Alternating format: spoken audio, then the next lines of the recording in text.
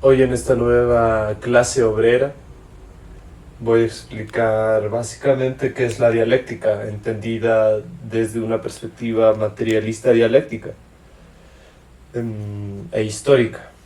Entonces, en primer lugar, podríamos empezar diciendo que el pensamiento filosófico para el materialismo histórico, para la filosofía materialista marxista, puede a veces pasar por ser este reverso idealista del mundo, es decir, por ser un espejismo, por ser una simple imagen casi que diríamos falsa del mundo. Pero una vez que nuestra filosofía se ubica críticamente frente a ese mundo, una vez que nuestra filosofía realiza una crítica material respecto a ese mundo, puede ubicarse y ser una filosofía práctica, ser una filosofía activa que busque cambiar ese mundo, ¿cierto? Entonces, no sé si ustedes hayan escuchado esta frase que está en las tesis de Feuerbach, que es otro texto de Marx, donde él menciona que gran parte de la historia de la filosofía ha consistido en interpretar el mundo y que la cuestión es cambiarlo. Él se refiere en este sentido, porque obviamente, por ejemplo, Aristóteles o Napoleón son ejemplos de figuras que tanto tenían que ver con la política como con la filosofía, ¿no? Por poner unos ejemplos básicos. Entonces, o para no hablar de teología, de los estados religiosos. Entonces, podríamos primero pensar eso, ¿no? Cuando hablemos de dialéctica o de un concepto filosófico, este concepto no es solo una idea. Como Engels va a decir en estos fragmentos que vamos a leer, la dialéctica tiene una deducción y tiene una construcción histórica, pero nos ayuda a retornar. Podríamos imaginar que la dialéctica, en una primera instancia, podríamos imaginar que el descubrimiento de una figura de la dialéctica va primero hacia, podremos decir, otra figura de la dialéctica, pero una vez que ha llegado ahí, esta figura anterior solamente se interpreta como un caso, es decir, ya se han interpretado como equivalentes, digamos. Entonces, como ya entraron en dialéctica, ya no se puede decir que uno es el antecedente y uno el consecuente.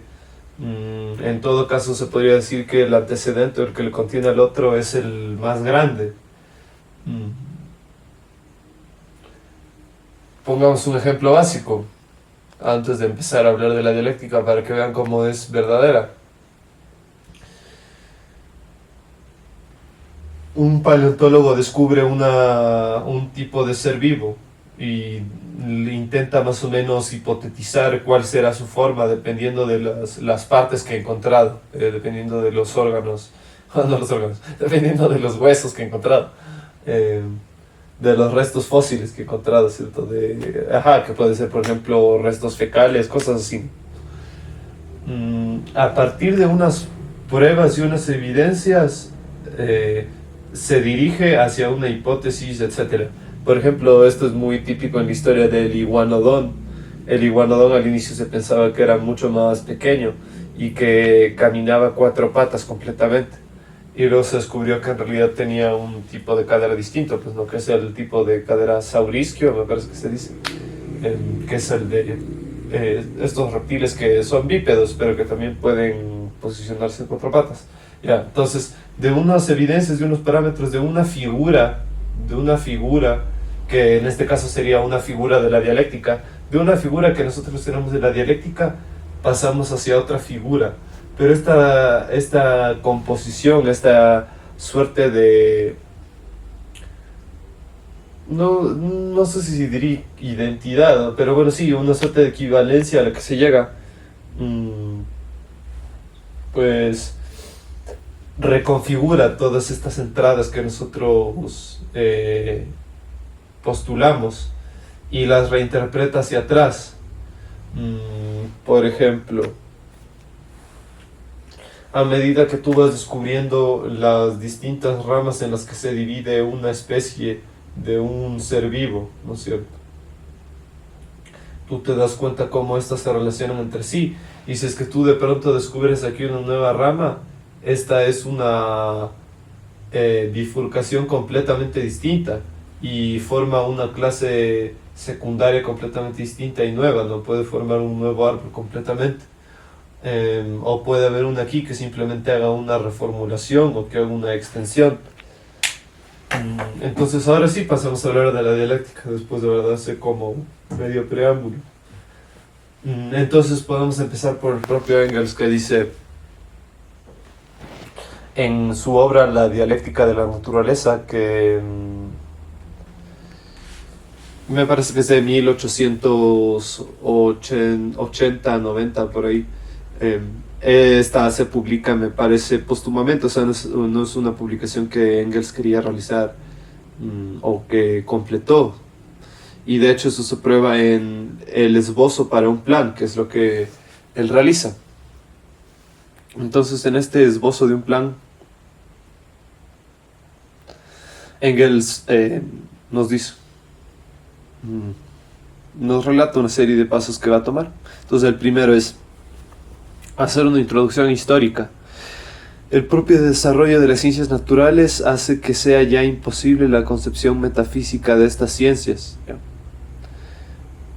Segundo, trayectoria del desarrollo teórico en Alemania desde Hegel hasta su momento, ¿no? Hasta la dialéctica marxista. El retorno a la dialéctica se opera de un modo inconsciente y por tanto lento y lleno de contradicciones. Tercero, y este es nuestro punto clave, la dialéctica como ciencia de la concatenación total. Aquí podemos hacer un primer inciso. La dialéctica como ciencia de la concatenación total. Marx y Engels dirán en la ideología alemana que por decirlo, los sucesos históricos, los acontecimientos históricos están ligados entre sí por sus determinaciones productivas, por lo que ellos van a llamar las relaciones de producción. Entonces, podríamos afirmar que históricamente es que se influyen unas formas sociales de vida anteriores o distintas a otras a través de estas formas de comunión a las que llegan entre sus modos de producción. Es un ejemplo muy simple. España puede interpretarse desde la óptica de su herencia del Imperio Romano, por ejemplo. Entonces ahí estamos estableciendo un engarce histórico, ¿ya? Que es histórico material y que trata de las relaciones de producción de esa sociedad, pues, ¿no?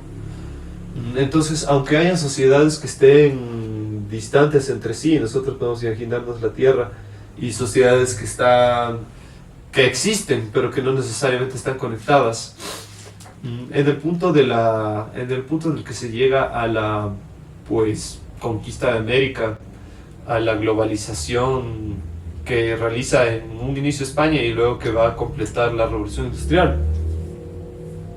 En ese punto ya sí se puede hablar de un sistema mundo, como le suelen llamar algunos teóricos, en el sentido de que todo flujo en una parte de la cadena productiva desestabiliza a otro, aunque no sea perceptible en un plano tan inmediato.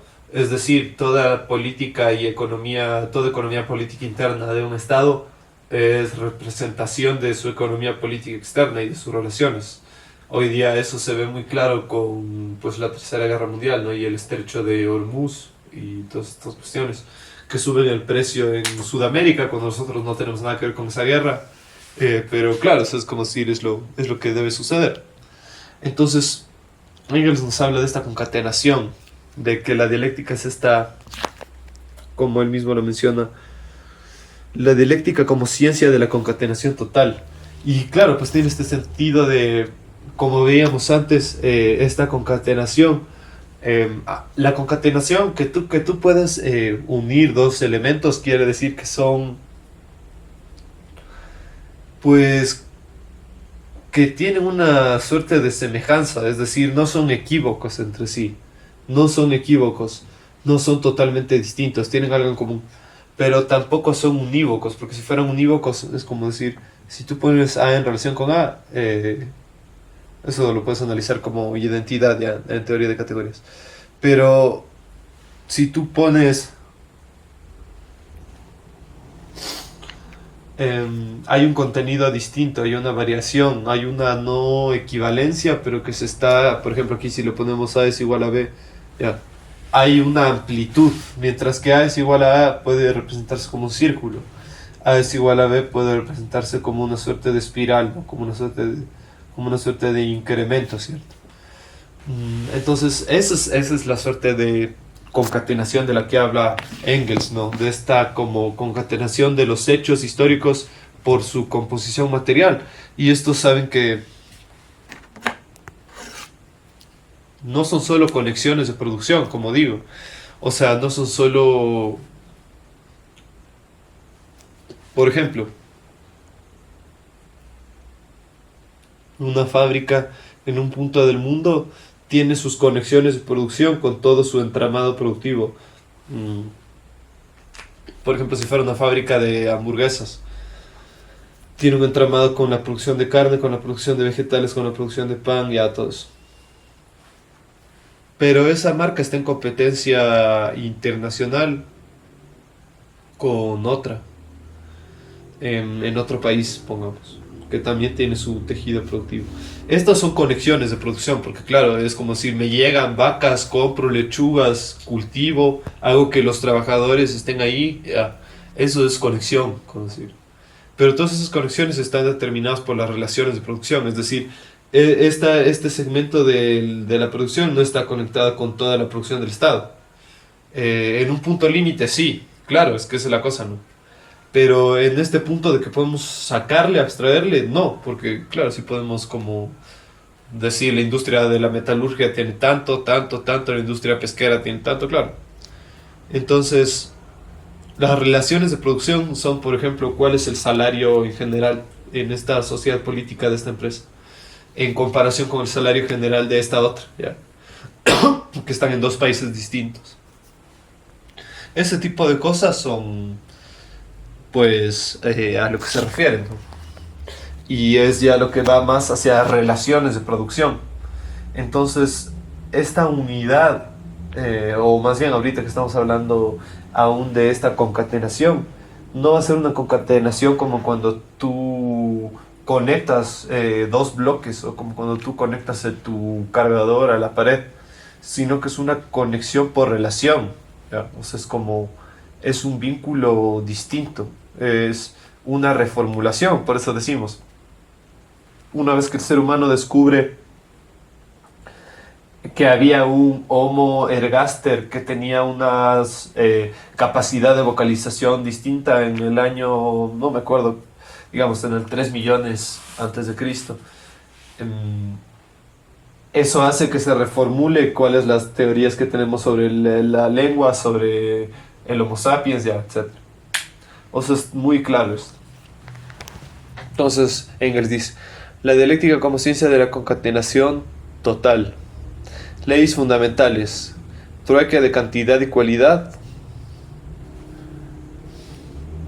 Mutua penetración de las antítesis polares y trueque de la una en la otra. Unidad de los opuestos. Si se las lleva hasta su extremo. Claro, obviamente si se las lleva hasta su extremo. Y desarrollo a través de la contradicción. O ley de la negación de la negación. Y pone punto y coma. Forma de desarrollo en espiral. Y esto será algo que, si es que ustedes buscan en YouTube las lecciones de Dussel sobre Marx, Dussel también es muy insistente en esto, como la estructura del capital es espiral, ¿no? Y es que en el fondo la estructura de la dialéctica es así, ¿no? Y podríamos nosotros afirmar la estructura de la vida, que es justamente hacia lo que está yendo aquí Engels. Entonces, cuando Engels nos habla de el intercambio entre la cantidad y la cualidad, podríamos detallar un poco a lo que se refiere, ¿no? Entonces, Engels dice, en su capítulo ya después, cuando ya entra al tema, ¿no?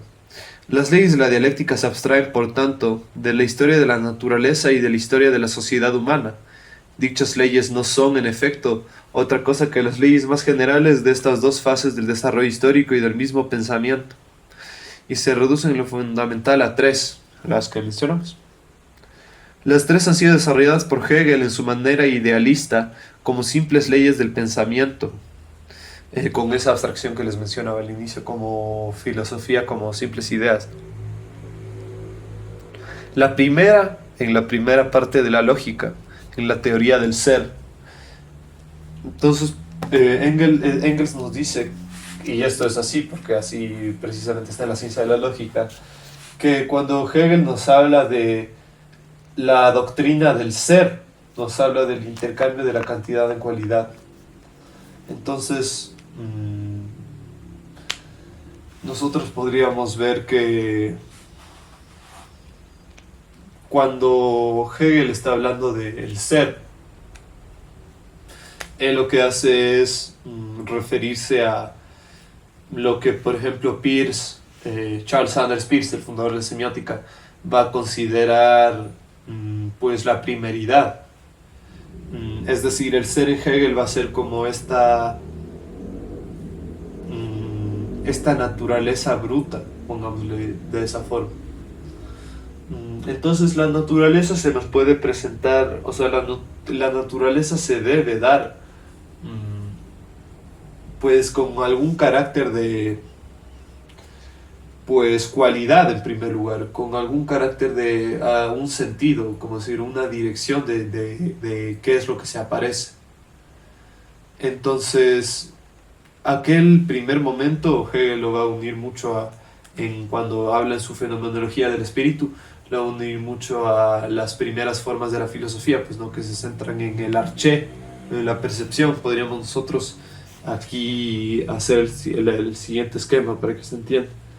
En esta primera forma de la filosofía y esta visión de la naturaleza bruta viene de una concepción, pues, podríamos ponerlo como monista o panteísta, en la que es el ser humano en el mundo, ¿cierto?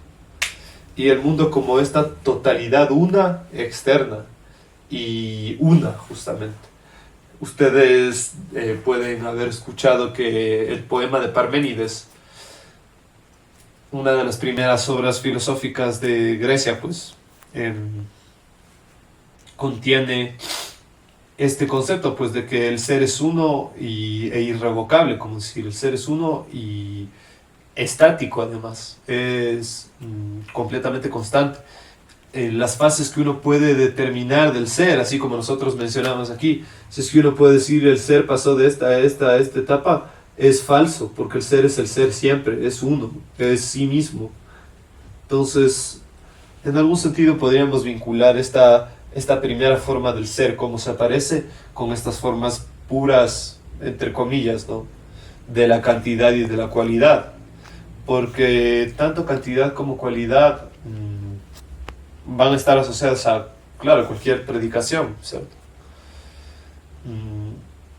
Y entonces, toda cualidad inmediatamente exige una cantidad. Y la cantidad sí que parece que puede ser más como Hegel dice que la cantidad es una cualidad en sí misma, distinta de la cualidad.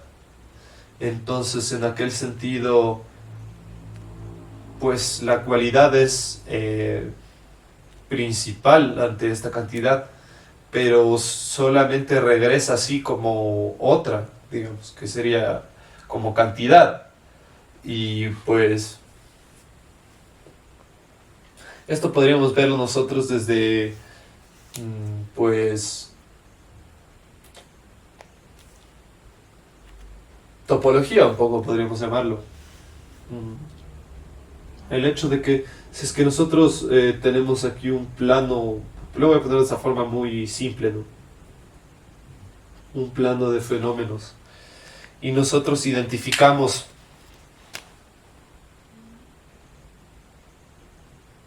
que este fenómeno de aquí es uno determinado. Es uno determinado frente a otros fenómenos.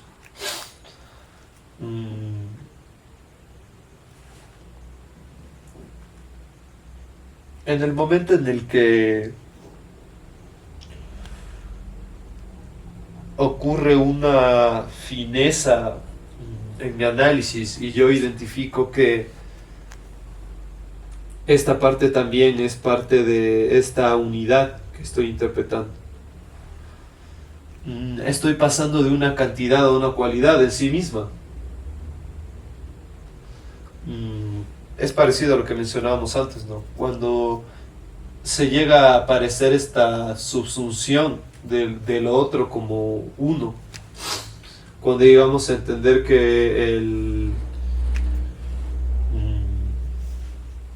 que esta especie de dinosaurio que decía el iguanodón es una especie que tiene este tipo de cadera y no este otro, llegamos a integrar como negación este otro sector, ¿cierto? Este otro segmento.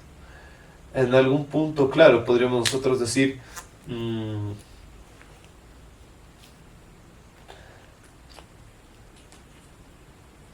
todo esto incluye negativamente a toda la exterioridad como negación de sí, todo lo rojo que estamos hablando en este momento. Y eso es a lo que va a ir luego Hegel, cuando hable de la unidad de medida, cuando ya pase de la cantidad y la cualidad a la unidad de ambas, ¿no? Entonces vamos a pensar que es lo fundamental, el intercambio entre la cualidad y la cantidad. Y en realidad Engels mismo va a poner ejemplos. Dice, podemos expresar esta ley para nuestro propósito, diciendo que en la naturaleza y de modo claramente establecido para cada caso singular, los cambios cualitativos solo pueden producirse mediante la adición o sustracción cuantitativa de materia o de movimiento, entre paréntesis de lo que se llama energía. Todas las diferencias cualitativas que se dan en la naturaleza responden bien a la diferente composición química, bien a las diferentes cantidades o formas del movimiento, o bien, como casi siempre ocurre, a ambas cosas a la vez. Por consiguiente, es imposible cambiar la cualidad de un cuerpo sin añadir o sustraer materia o movimiento, es decir, sin un cambio cuantitativo del cuerpo del que se trata. Bajo esta forma, la misteriosa tesis hegeliana no solo resulta perfectamente racional, sino que se revela además con bastante evidencia. Vamos a pensar en algo totalmente obvio. Este ejemplo un poco abstracto que yo les mencionaba, que va un poco por el concepto de conjuntos cerrados y de sumas y de adiciones. Podemos expresarlo simplemente como cuando nosotros hacemos un pastel. Pasamos de la cantidad a la cualidad, o pasamos de una serie de cualidades y cantidades distintas, harina, arroz, trigo, leche, azúcar, y pasamos a una unidad de esas cantidades en una misma cantidad y con una distinta cualidad, con lo cual ha habido un intercambio entre ambos. Incluso si nosotros planteamos, quiero hacer un flan de coco y caramelizo el azúcar, ahí opera un cambio de la cantidad en cualidad, porque a través de una cantidad de calor y una cantidad de azúcar obtengo un cambio en esa consistencia que me lleva a un cambio cualitativo. Entonces podríamos pasar de ahora por de pronto a la unidad de los opuestos. Entonces cuando Engels va a decir la segunda, es decir, la unidad de los opuestos, ocupa toda la segunda parte, como mucho la más importante de todas de su lógica, la teoría de la esencia. En la parte de la teoría de la esencia es cuando habla finalmente de la unidad de medida. Entonces Hegel nos va a decir en la ciencia de la lógica, y esto no es por tomarle como ley, porque ustedes saben que la dialéctica precisamente nos lleva a que podemos negar a Hegel e incorporarlo dialécticamente. Pero bueno, en la ciencia de la lógica Hegel dice, si yo digo kilogramo, 15. Es cantidad y cualidad. Y eso se ha establecido por la unidad de medida, que en este caso sería el kilogramo o el gramo más en concreto. ¿Qué, qué es lo que sucede con la unidad de medida? Dice Hegel. La unidad de medida es, como su nombre indica, una unidad de opuestos. Es la unidad de cantidad y cualidad. Porque un ohm o un electronvoltio, no me acuerdo cómo se escribe eso, ya, o lo que sea, cualquier cantidad, un Kelvin, ya, un Kelvin. Eso primero es cualidad y después pasa a ser cantidad inmediatamente. Hegel va a decir que esto sucede y que debe pensarse en esto, no ya como una posición entre una parte de la unidad de medida que cualitatiza, como decir, y otra parte que cuantitatiza. Hegel dice, ya no hay que pensar en una parte que es cualidad, que es el ohm, por ejemplo, y la cantidad, que es 15, sino que se debe pensar que son dos unidades de medida a la vez que están en unidad de opuestos. Entonces esta idea es muy relevante, sobre todo para, no sé si decir teoría de la medida actualmente, y en general interpretaciones matemáticas de Hegel, porque Hegel dice, nosotros podemos tomar, él va a hablar de la exponenciación, ¿ya? Entonces pónganse que tenemos x a la x. Hegel nos va a decir que este valor, incluso si nosotros dijéramos ni siquiera x a la x, sino x a la n, ese valor mismo va a ser determinado por cuál es el contenido de x, pero como un distinto de sí, ¿no? Como algo externo así, como algo distinto de sí. Pero es distinto de, por ejemplo, cuando hablamos de la multiplicación, porque en la multiplicación pues estamos hablando de quizás, por ejemplo, un producto de espacios, 2 por 2 es 4, ¿ya? Entonces esto, ya, por ejemplo. Pero en esto, que es claro que es 2 y que termina siendo 4 también, estamos hablando de, estamos pensando, Hegel nos va a decir, este es el fundamento de los logaritmos, estamos pensando en una realidad, en un plano cartesiano, pongámosle, que está constituido por peldaños que en vez de valer 1, que es lo normal, valen 2. Entonces, de ahí se deduce esto, pues no. Porque si cada peldaño vale 2 y avanzas 2,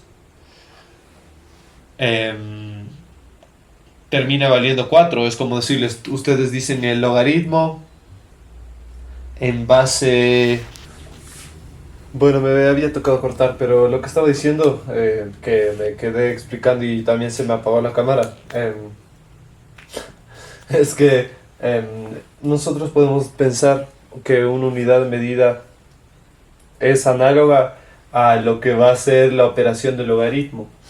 Porque, por ejemplo, si nosotros tenemos x, el logaritmo en base n de x es la operación inversa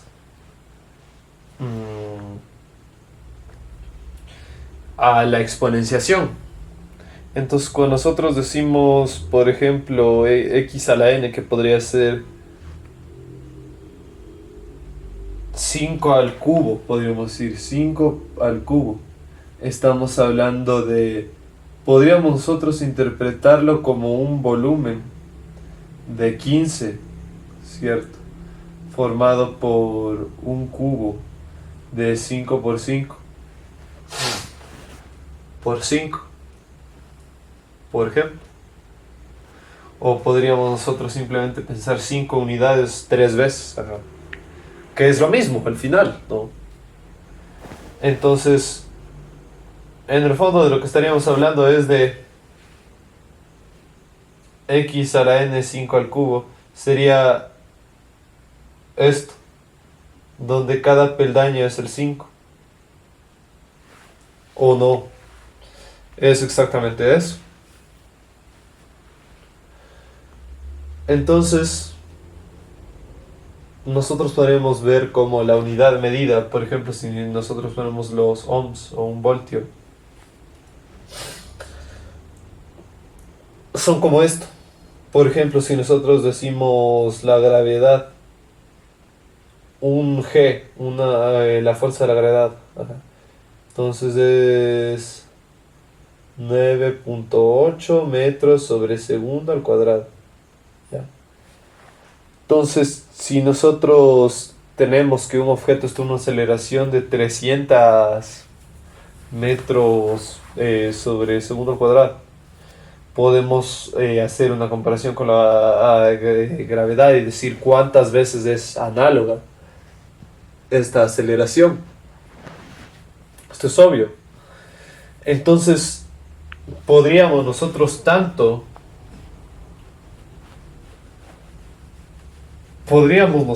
a la vez o partir de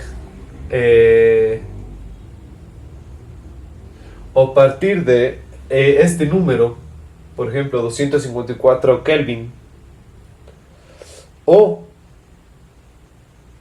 y analizarlo como una serie por separado, una serie con una sucesión aritmética, que eso va a decir Hegel.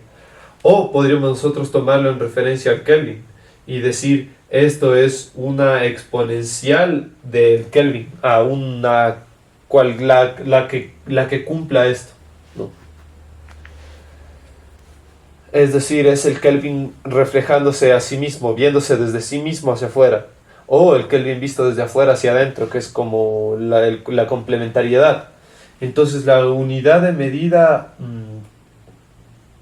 interna, como decir, esta interioridad de la unidad de medida, es la unidad en sí, por decir metros.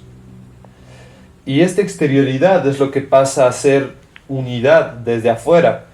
Es que esto es muy obvio. Por ejemplo, si decíamos el Palacio de Carondelet medía antes tantos metros, ahora mide tantos otros porque se quemó y le reconstruyeron, por ejemplo. Ahí hubo un cambio cualitativo o cuantitativo desde una exterioridad que es totalmente independiente y superior y irreductible al de la categoría de metro, al de la unidad de medida, pero que se subsume y se adapta a esa forma de aparecer. Entonces va a ser ahora aquí, pongámosle, lo que sea, cantidad de metros que sea, frente a la otra cantidad que era antes. Entonces, básicamente lo que está diciéndonos Hegel aquí es que las unidades de medida están viendo desde sí mismas hacia afuera, ¿no? O esa es su función. Entonces por eso es que van a ubicarse en este segmento de la unidad de los opuestos, porque en esta parte es cuando Hegel está hablando de la doctrina de la esencia. Entonces la doctrina de la esencia, a distinción de la doctrina del ser, ya no va a tratar con una cualidad pura, con una significación pura, por decir, un ser ahí, una cosa cualquiera, una cosa pero indeterminada, sino que la esencia es una cosa que es de suyo, que es por necesidad y que es verdadera. Entonces es la unidad de los opuestos, pues, ¿no? En ese momento es donde se da este momento de la verdad, en la relación. Y lamentablemente, no sé si lamentablemente, pero es que es así, podríamos nosotros verlo de la siguiente forma. Peirce nos va a hablar de Charles Sanders Peirce nos va a hablar de la primeridad, la segundidad y la terceridad, ¿no?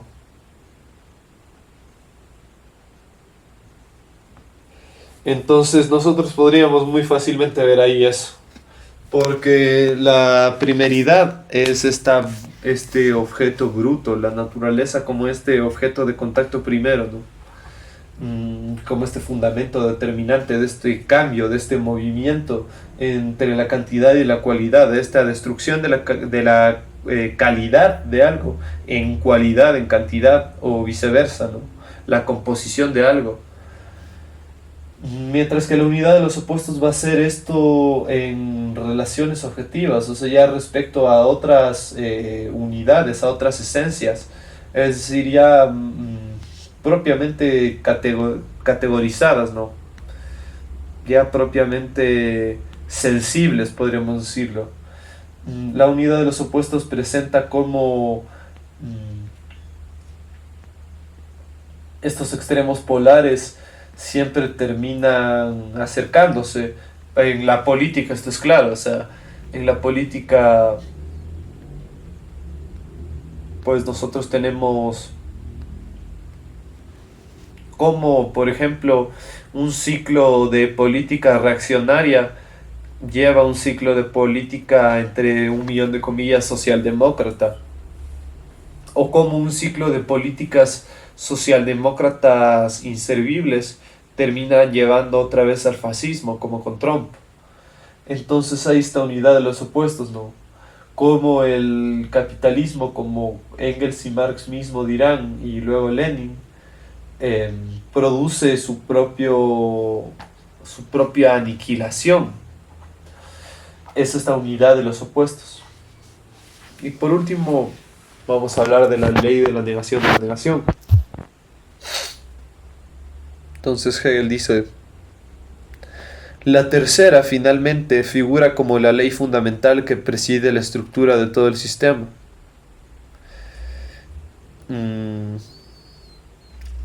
Entonces ahí podríamos, por ejemplo, Hegel dice, por lo demás, digo Engels, por lo demás, quien conozca un poco a Hegel sabe que este aduce también en cientos de pasajes los ejemplos concretos más palpables tomados de la naturaleza y de la historia para ilustrar las leyes dialécticas.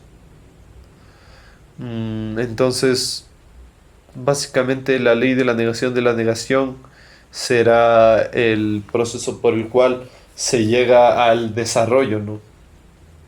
Y para eso podríamos irnos a... Primero les voy a leer esta parte y de ahí nos vamos a ir justamente a la negación de la negación.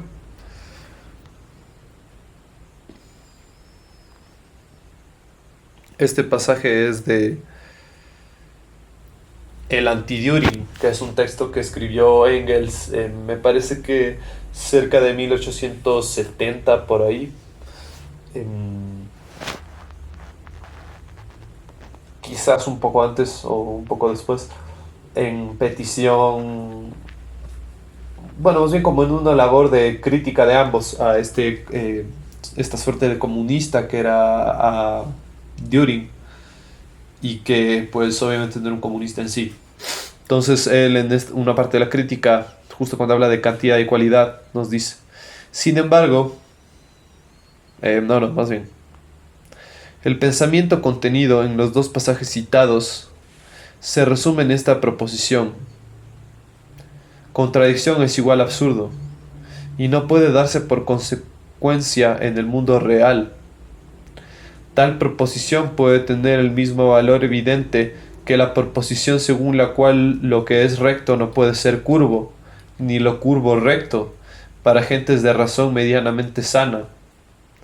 Sin embargo, el cálculo diferencial, a pesar de todas las protestas de la sana razón, toma en ciertas circunstancias recto y curva como idénticos y obtiene de este modo resultados que no alcanza la sana razón, que se resiste contra la identidad de lo recto y lo curvo. Y según el papel importante que la dialéctica de la contradicción ha jugado en la filosofía, desde los más antiguos griegos hasta el presente, aún un adversario más fuerte que el señor Düring hubiera tenido el deber de oponerse con otros argumentos que el de una sola afirmación y muchas injurias. Bueno, ese final ya no tiene nada que ver con esto. Pero claro está que a lo que va es que esa es justamente la dialéctica, ¿no? Cómo se pasa de una geometría euclidia que va a través de estos principios aditivos, conectivos, y se pasa a una geometría diferencial, ¿no? Ya eso será un poco posterior, pero por ahí va el desarrollo, ¿no? A un cálculo diferencial, a una comprensión de los infinitesimales. algo que Euclides, claro, o sea, como o sea, es imposible imaginar. Y de hecho, lo más cercano a los infinitesimales, al cálculo infinitesimal, al cálculo diferencial que tuvieran ellos es, por ejemplo, los métodos de exhaustión que usaban para calcular áreas o ese tipo de cuestiones, ¿no?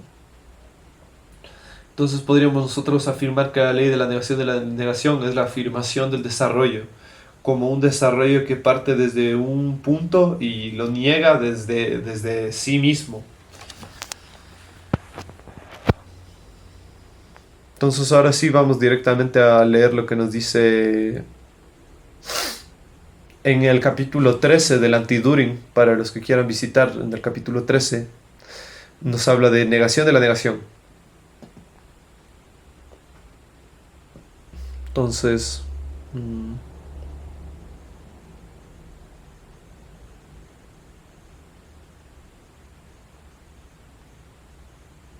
vamos a buscar, lo siento.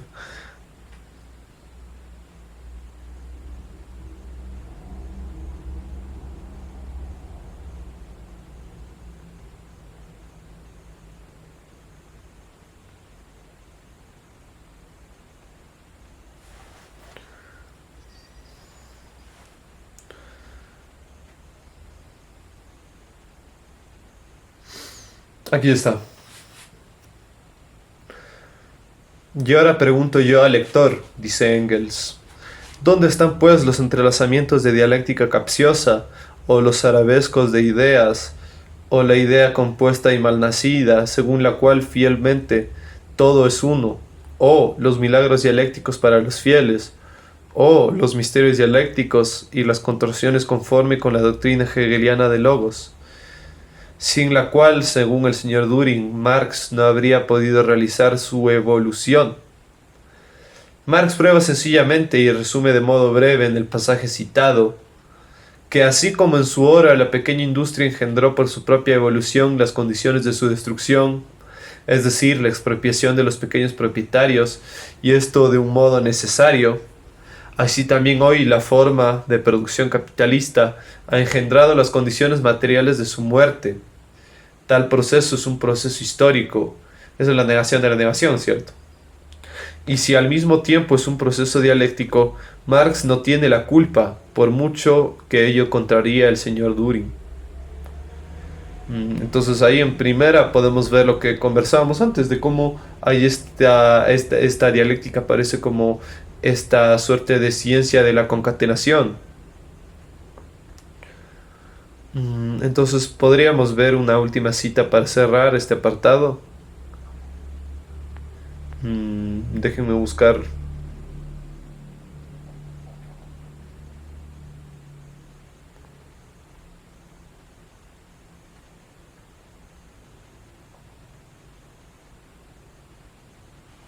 ¿Y qué es pues la negación de la negación? Una ley del desarrollo de la naturaleza, de la historia y del pensamiento, sumamente general e importante y por la misma razón de la mayor extensión. Una ley que, como hemos visto, tiene aplicación en geología, en matemáticas, historia, filosofía. Una ley que el señor Düring mismo está obligado a conocer a su manera y sin darse cuenta, aunque sea broquele y defienda contra la misma. Dicho queda que nada agregó respecto al proceso especial de evolución, respecto al desenvolvimiento que se opera en un grano de cebada, desde la germinación a la muerte de la planta que produce un nuevo fruto, y me limito a indicar que semejante proceso constituye una negación de la negación. Pues si afirmase lo contrario, y puesto que el cálculo integral es también negación de la negación, caería en el absurdo de sostener que el proceso biológico de un tallo de cebada es un cálculo integral, o también, ¿por qué no?, el socialismo mismo. En el fondo, esto es lo que los metafísicos solapadamente y sin tregua cargan a la dialéctica. Cuando digo de todos estos procesos que son la negación de la negación, lo subsumo en conjunto en esa ley única de la evolución, y por lo mismo prescindo de los detalles de cada proceso en particular. La dialéctica no es más que la ciencia de las leyes generales del movimiento y evolución de la naturaleza, de la sociedad humana y del pensamiento.